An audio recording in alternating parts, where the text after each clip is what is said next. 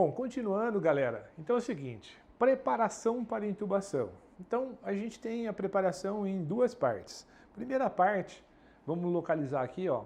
A gente a gente fez a análise do paciente, né? Então no A do ABCD eu vi os preditores de via aérea difícil, né?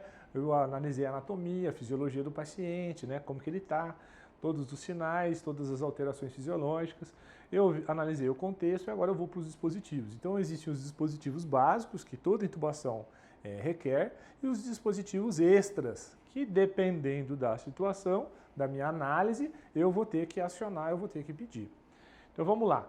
Lembrando que sempre, em qualquer situação, né, a gente mudou a nossa postura com o advento do Covid, mas independente dessa patologia, dessa doença, a gente tem que estar sempre resguardado com EPIs. Um paciente em insuficiência respiratória, a gente tem que se proteger, porque até então você não sabe quais outras comorbidades, que tipo de pneumonia, que tipo de agente está ali atuando para gerar aquela insuficiência respiratória, então sempre protegido. E lógico, com a suspeita de uma síndrome respiratória, né, paciente, principalmente com Covid, toda a paramentação, né, como face shield e assim por diante, que todos vocês já conhecem aí, estão bem cientes da complexidade.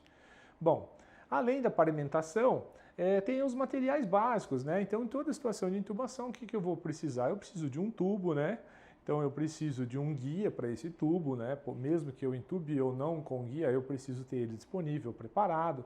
Eu preciso da seringa para insuflar meu balonete, né? Eu preciso de laringoscópio, né? Se você tem ou não um vídeo laringoscópio, não tem problema se você não tem. Mas o ideal é ter pelo menos 2 laringoscópios, porque na falha de um, que você precisa testar antes, faz parte do processo, tá? Essa parte da preparação da intubação que está no nosso A do ABCD, né? O mesmo conceito dos 7 passos lá da sequência rápida de intubação que a gente fala do P de preparação, a mesma coisa cai aqui no A da análise dos dispositivos, né, que eu necessito. Então, vou precisar de fixador para o meu tubo, vou precisar de um balão com máscara para usar tanto no resgate, como às vezes para pré-oxigenar o paciente sem fazer pressão positiva, né? É uma forma de oferecer FiO2 numa concentração muito próxima de 100%. E fonte de oxigênio, lógico.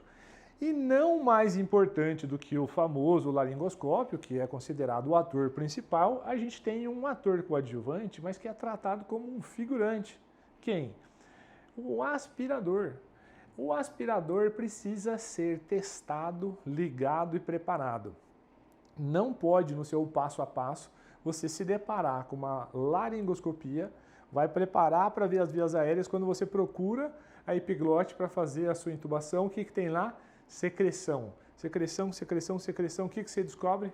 Puxa, eu esqueci de ligar meu aspirador. Seja sistema fechado, sistema aberto, ponta rígida ou flexível, depende do que você tem disponível.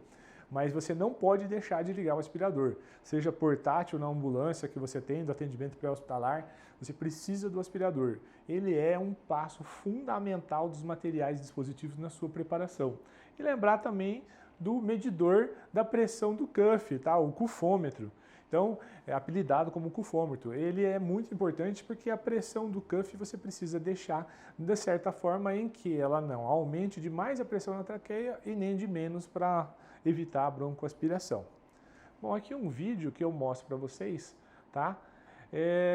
A tentativa de uma intubação com vídeo laringoscópio, olha só, quando se deparou, o que aconteceu? Muita secreção, né? Paciente com bastante secreção. Então você veja, olha só, o vídeo quase que não consegue visualizar as cordas vocais e epiglote. Por quê? Porque tinha secreção demais. Então não pode esquecer de ligar o seu aspirador, porque você chega no momento de uma laringoscopia ou uma videolaringoscopia, como esse caso, e aí você não consegue nem posicionar o seu videolaringoscópio, tá?